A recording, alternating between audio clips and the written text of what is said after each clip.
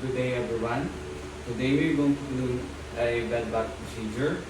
So I'm going to introduce myself to the patient and identify the patient and explain the procedure. Sir, today I am Ashijan Edmund here, your student nurse for today. Can I please see your scan po? Kindly state your birthday and full name po, sir. Alex Di Malanta, July 16, 1980. Okay. Sir, today we're going to be doing a bed bath, oral care and shampooing po, sir, for your hygiene and cleanliness po, sir. Okay. First step is I'm going to do hand hygiene. Assume that I've done hand hygiene.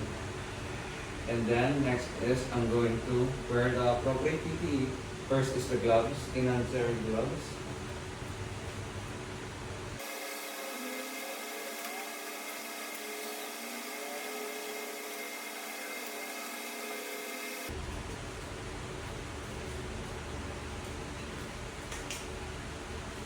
Okay.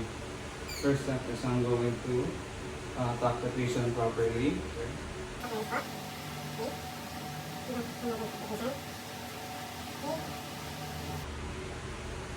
And then I'm going to put a towel to prevent the wetness from swelling.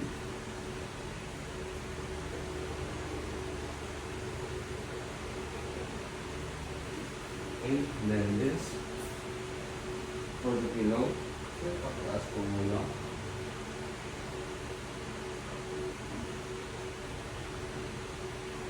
Okay, now first step is the eyelids, inner and outer. Okay, now first is I'm going to get the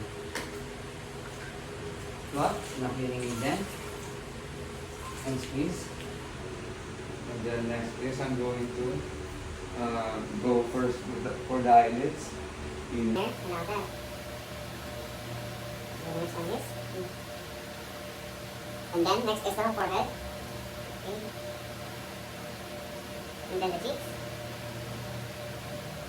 and then the chin, okay. And then after that, I'm going to remove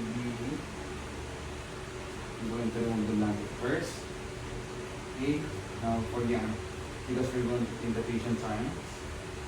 And this. Okay. Okay, now let's move the okay, first again. Now first I'm going to clean the arms. First start with extremities. And then after, release the kamay. Okay, and then after, and sa kabilang po. Okay, now we tap the palm, fingers, and then the palm. Okay, and then after that, the inner arm. Okay, the inner arm. And that's in the rib. Inner arm once again. Okay, and then that's in the rib. Okay, now after done with that, we're going to get the blind spot. And then we're going to press the forehead, the eyelids, the cheeks, and the chin and neck. Then after that, the arms. And then the arms. Okay, and then after that, let's move on to the legs. First, akan nalilap po yung kasama. Okay.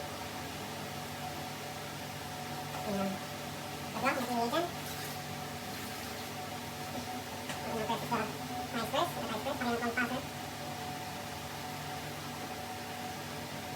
And then the chin. And then the top of the smoke. And then the teeth.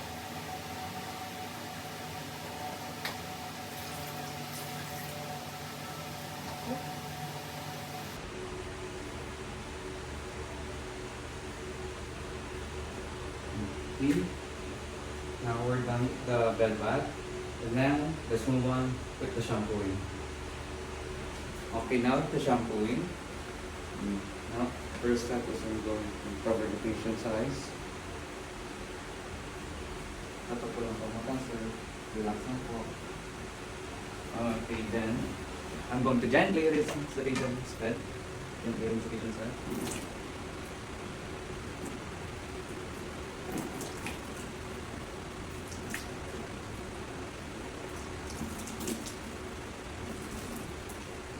And now that everything is rinsed properly, I'm not going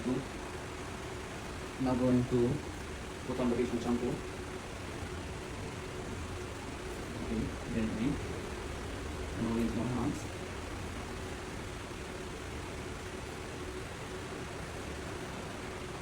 And now for that, I'm going to rinse my hands first. So now I'm going to rinse the other side. And rinse.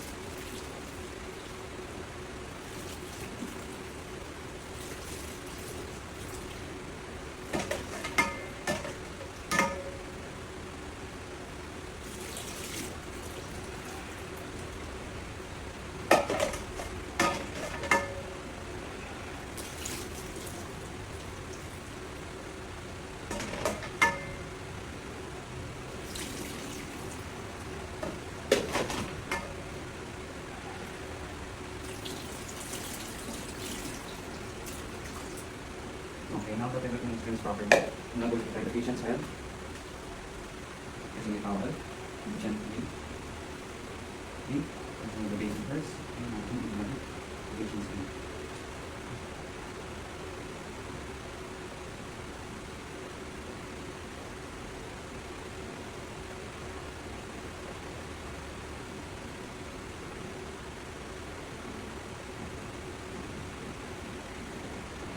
And now, we're done with the shampooing. Now let's move on with the oral care. Okay, now lastly, we're going to do oral care and back massage to the patient. Okay, now first is I'm going to put a towel to be considered as a barrier. First, pakinawag ko. And now I'm going to ask the patient to take a sip of water too much in the mouth. And then I'm going to put on toothpaste, put the toothpaste on the toothbrush. And then after that, I'm not going to be actually brushing the patient's mouth. This is just a demonstration. First is the front,